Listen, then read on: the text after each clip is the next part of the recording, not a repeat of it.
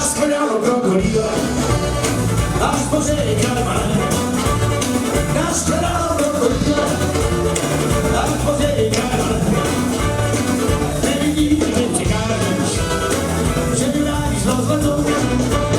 Letos jsme na 18. ročníku našeho plesu. Zakladal to už neboštík Jirka Achát a Běgoň.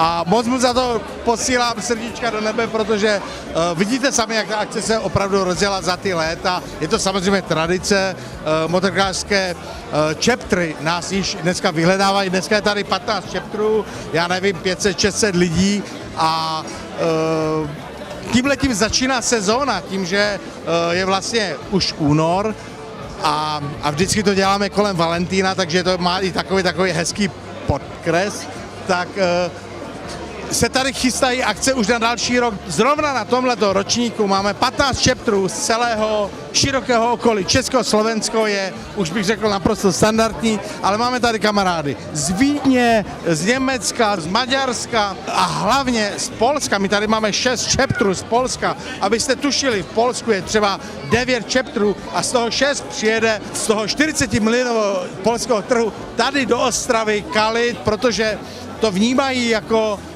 místo, kde se rodí ty akce, kde se získávají ty kontakty, známosti a plánují ty akce na tu novou sezónu.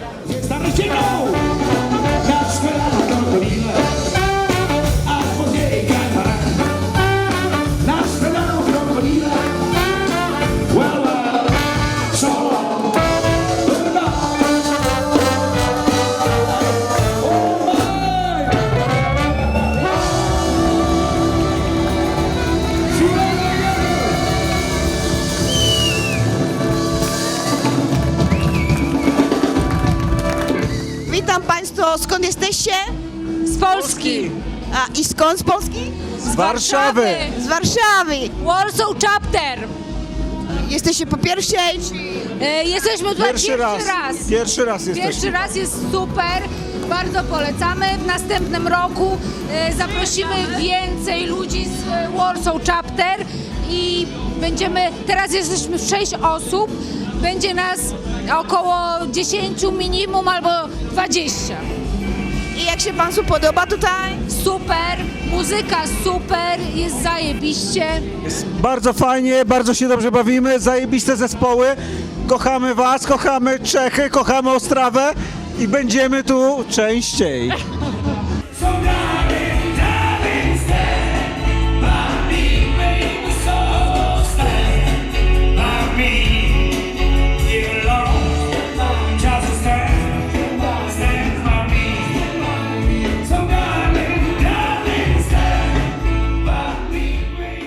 Jaką máte motojku?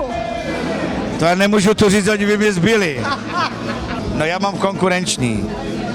Já mám Indiana, ale mám i Harley ještě. A já s tím obě firmy, myslím, že ty firmy jsou spřízněné. Samozřejmě. Já jenom chci říct, že do Harley musí každý dost rád.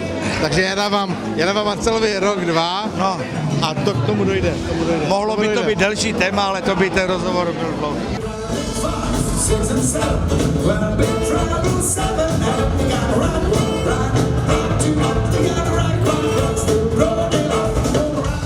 Dostáváme důvěru od pana šéfa. My se tu zpívá dobře, bo jsem na domácím hřišti. Takže dobré, ne?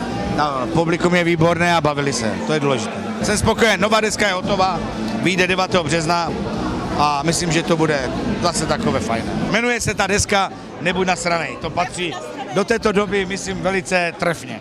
Stojíme ve frontě na štěstí a mám takový pocit, že dneska nám zase nic nedají. Dnes ještě ne,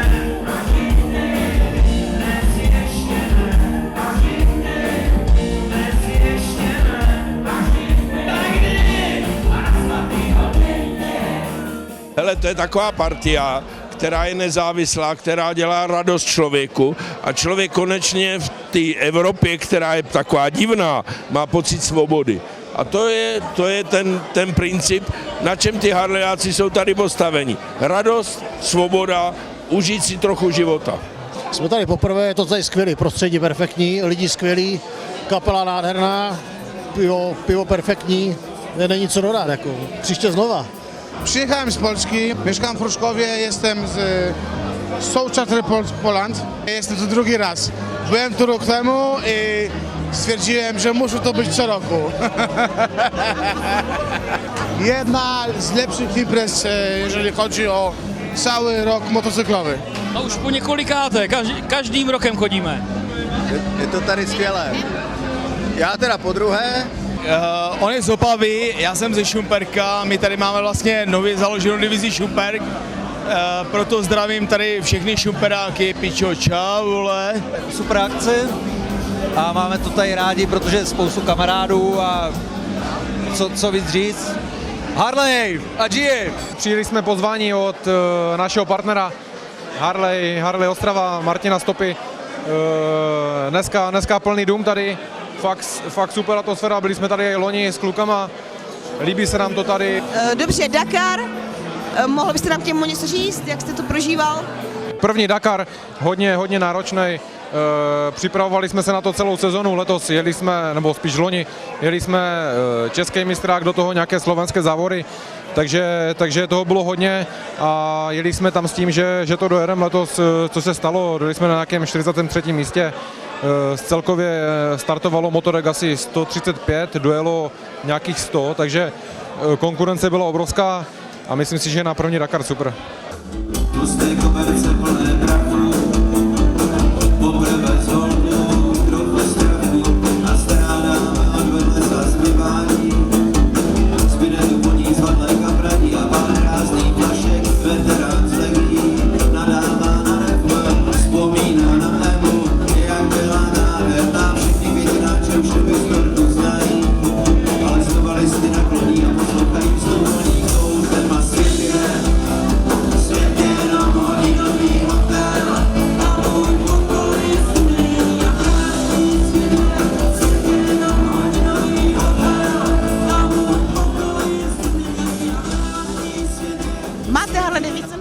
Ježíš, nemám. Mám Renault S-Pace, kterýmu říkám Escape, jako útěk, jo. A chtěl jsem si koupit motorku, je to asi 3 roky. Šel jsem do Hondičky, omlouvám se, jo, za režii, ale chtěl jsem si to vyzkoušet. Ale se musí dozrát. Jasná věc, ale je to kruté jako a fakt, kromě toho, že si o motorkáři myslím, že jsou fakt blázni a nemá co jim cokoliv vysvětlovat, tak se mi to i líbí, jo. Udělal jsem testovací jízdu, hrozně se mi to líbilo a nejvíc se mi líbilo, když jim auta stály a já jsem jel ve škarpě a takže se držte, nespadněte, že? Nesmíte to položit, kurva, moc brzo. Děkuju ti za to, že jsi mi ještě zavolal. Jo! Moje duše černá, už to ani nečekala. Jenže moje drahá, je to všechno trochu na nic.